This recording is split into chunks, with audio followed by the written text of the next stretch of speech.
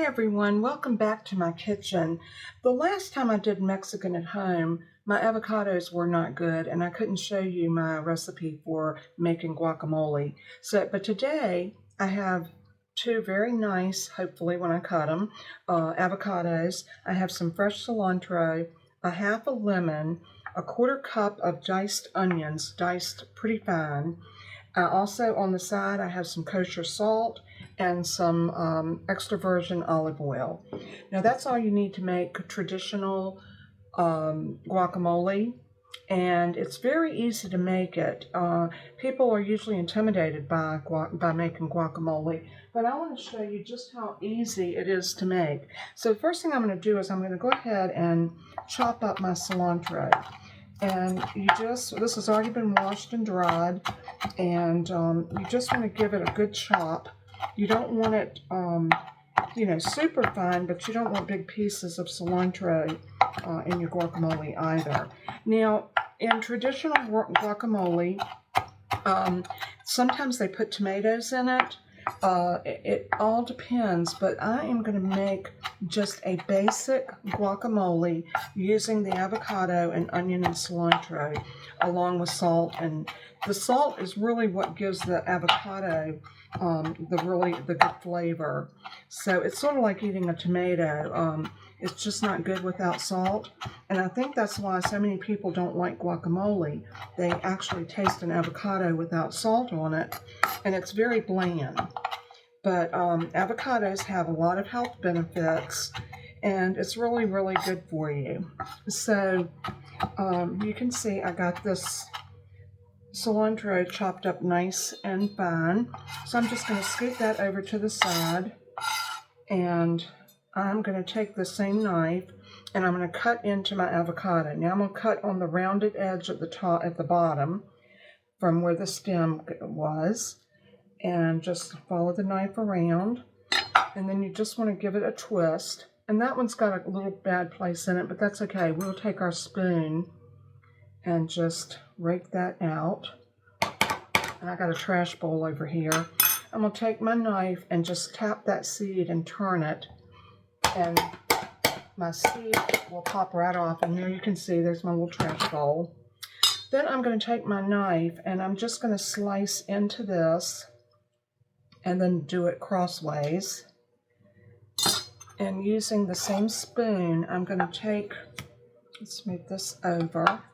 I'm going to take and just hole out by going around the outer edge of this avocado and pull out the part of the avocado. Now, if you see dark spots on it like this one has, and sometimes you'll get them and they're beautiful, and then other times you'll have some little bad spots, just cut those out. Take your spoon and just kind of ease them off, throw it in the bowl, and the rest of your avocado is fine. So, just get those pieces out of your way. And sometimes right around the stem, you might have a little darkening. So we're going to do the same thing with this one. We are going to take off that bad place. We are going to cut it with our knife. A piece of cilantro hanging onto my hand. And I always do 2 avocados, and you can also just, squeeze it out like that, especially if they're good and ripe. If they're not real ripe, and that's usually the hardest part of choosing avocados, is getting them, but you want them to have already turned this color, not green, but they've turned a real pretty brown, and they give just a little bit when you press onto it. That lets you know you've got a good ripe avocado. You don't want them too ripe, because when they get real ripe, they will turn black. Now that one looks perfect. So again, I'm going to just cut this like so, and then go crossways and cut it. I'm just going to do the little squeeze thing again because that's working real good for me. Squeeze it out of that hole. And then we'll take the seed out of this one, like that. And do the same thing, just cut. And if there's a little piece of the skin, just get that out of your way too. And just dice this inside the hole, just like that. I get a lot of people that love my guacamole. I know when we have family get-togethers, everybody wants me to bring guacamole and my pico. So, and I've already made my pico, and I showed y'all how to do that the last time. I'm going to grab a fork, because what I want to do is, even though these are in cubes, I want to give it a little bit of a mash on this plate. Just mash up. That jumped out with the cilantro. Just give that, a little bit of a mash, because you want it to be creamy.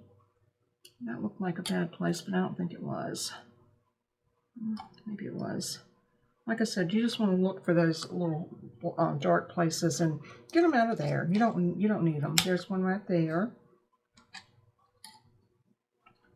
Those are not what you want in your guacamole. And then you just keep mashing. Once you get it about that consistency, you want to put your onions in it. And like I said, it's about 1/4 cup. You can go anywhere from a couple of tablespoons to 1/4 cup, depending on what your taste is for onions. And I'm going to take a little less than a teaspoon of kosher salt and sprinkle over top of that. Then I want to add my cilantro.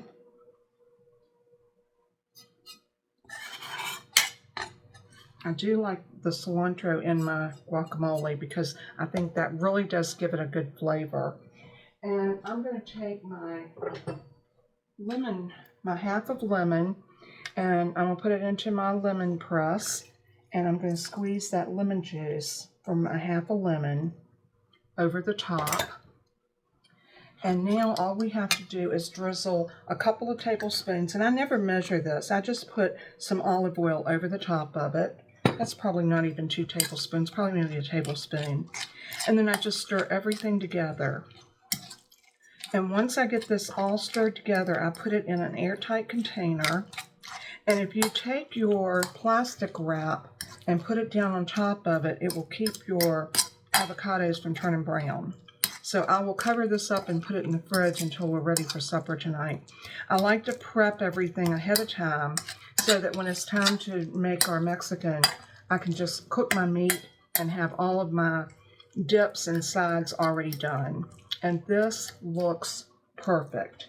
I'll give it a taste. And it tastes perfect. So let me get a small bowl, and I'll show you how to bowl it up.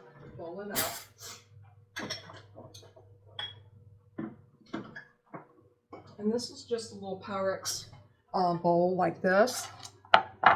And all I do is just rake it into the bowl, like so.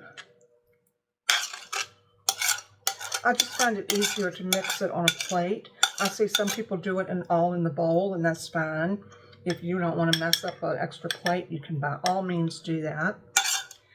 But now our guacamole is ready, and I'll have the recipe for this with everything that I used in it on my blog, so you can make your own homemade guacamole. It tastes so good, and it's so much better than what you buy already made in the store, as is everything. And I do have my pico already made, and there's my pico de gallo, and there is a recipe under my Mexican supper night showing how I made this. It is so good. So, with all that being said, I hope you've enjoyed the recipe. Give it a try, and if you do, let me know what you think. Thanks so much for tuning in. God bless and keep you, and as I always say in closing, let everything that you do and say bring honor and glory to our Savior Jesus. He is worthy. Bye-bye.